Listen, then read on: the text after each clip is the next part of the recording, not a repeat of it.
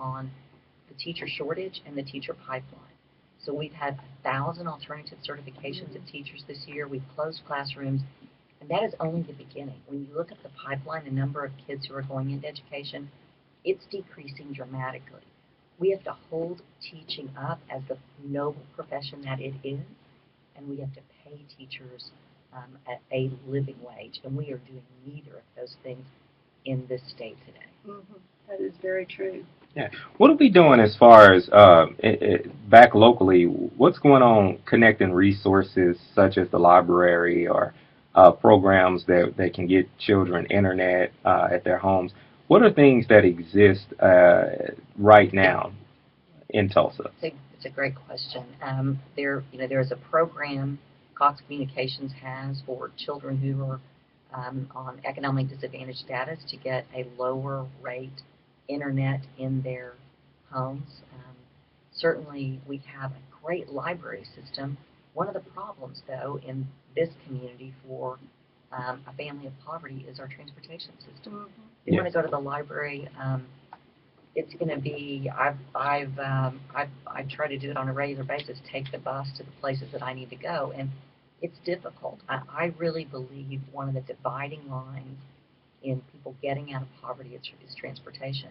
And I think most people don't realize the number of people in this community who operate without a car or without a reliable car. Right. Who are trying to take their kids to daycare and then get to work or school and then get to the health department to make sure their kids get their immunizations and enrolled.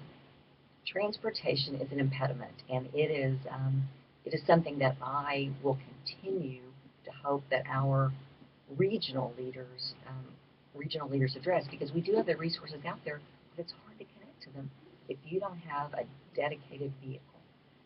That is very Yeah, true. that is. And money for gas. Yeah. Yeah. We've had the person from the Tulsa Hub on our show before Yes. talking about and training. She's great. And about that program in Tulsa and going into the schools and giving kids bikes and training people that they can, teaching people they can get to work in that way. And planning our transportation system so it allows for multimodal. So you can have bikes or you can walk. A couple of the schools where we have city year, the city year near peer counselors will do what they call a walking school bus and literally walk through the neighborhoods and gather kids to make sure that they get to school on time because their parents have other work obligations to keep food in their house, keep their mortgage payments paid. The sidewalk situation in our town is pathetic. Even in my neighborhood, there's no sidewalks, and there's a library that's about maybe 2 blocks from my house, but I would have to walk on a major thoroughfare to get there without a sidewalk in the grass. So I don't even want to do that. I would walk. One of the very important proposals that's been made to the City Council for Tulsa's vision is a safety plan. And that safety plan would be adding sidewalks all across our community so kids have safe pathways to schools and libraries. How about your kids? Can they walk to school? Yeah, to school, yes. Yes and no. My son does walk to school if he has to. I actually live across the street from a library, so it kind of works out because I live right there. But that is an issue because I think about where my youngest son goes to school in West Tulsa, and that area in West Tulsa where there are very few sidewalks. And there's a lot of children that have to walk to school and avoid loose dogs and have to walk in dirt, on the dirt and that type of thing. And most of the major roads leading to the school have no sidewalks or a safe way to cross right. it. Yeah. Well, talk to your Tulsa City Councilor because there's an opportunity for that to happen in this vision package. Oh, there you That's go. good. That's good to know. That's very good to know. But that's not the area of town you live in. No, it's all in the same district, city council-wise, but ironically, it's the forgotten. Like, I love the West Tulsa area, but it seems to be forgotten. It's that west bottom area where you just, it's a lot of need in that Sandy Park, Charles Page area. Yeah. So it's all a part of District 1, which I live in, but I live in the North Tulsa part of it, which gets more play or gets more, Well, you gets got more a attention. magnet school Yes. there, Carver. Yeah. So yeah, there's magnet schools right there. There's 2 magnet schools in our district, or 3 There in the seems to be district. a Yeah. lot of discussion about a transportation system for downtown Tulsa, because that's where the money is right now with all Right. the entertainment and the restaurants and things like that. But I'm not hearing much about a better transportation system in the rest of the town. Right, and I think it's very important. There was a proposal that Councilor Ewing put forward for a rapid transit bus down Peoria that would go, I think, Yes. pretty much the full length, and it Mhm. was in the last package that the voters approved, but it's not currently at the top of the list. It could be brought to the top of the list, but it's not there now. Mhm. And I think it's important. I think as we we look at the great private investment being made at the gathering place, for that to be a diverse gathering place for our community, we have to have transportation. Yeah. Mhm.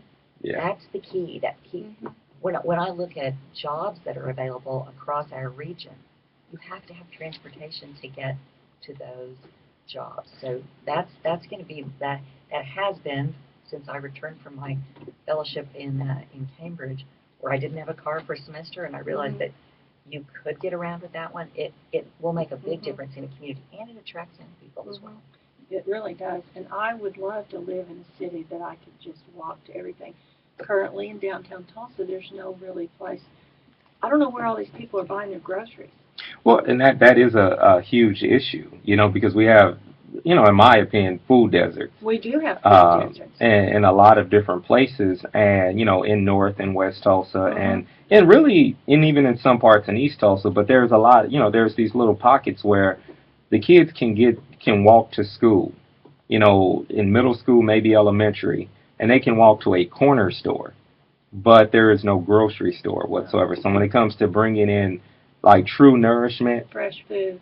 there's no way to, and once again, there's no bus line, there's no way of doing it, and that ties right back in with the education factor. If you're not in a position to be able to go out and get fresh food, fruits and vegetables and things that are going to actually, allow you to go to school with a clear, focused mind, and not lethargic, and those things are missing in our community, and I think we've gotten to a point where we're used to complaining about it, but we don't know how to put it into action. Well, Kathy's going to show us how, apparently. Well, I think that is one of the long-term issues is the access of fresh fruits and vegetables, the access of healthy food across our community. And again, it relates back to transportation and to even development across our community, incentives for developing in areas that need support. I mean, there are some great things that have happened. I mean, Tulsa Hills was controversial, but it certainly caused great development in that part of West Tulsa. We need to see that in other areas. I think we're starting to see it, the beginning of it around 36th Street North with the Tisdale Clinic and some other things that are starting to come about. But it takes the community, I think, as you said, not just complaining, but we all have to come together and say, this is a priority to our elected officials. This is what we want.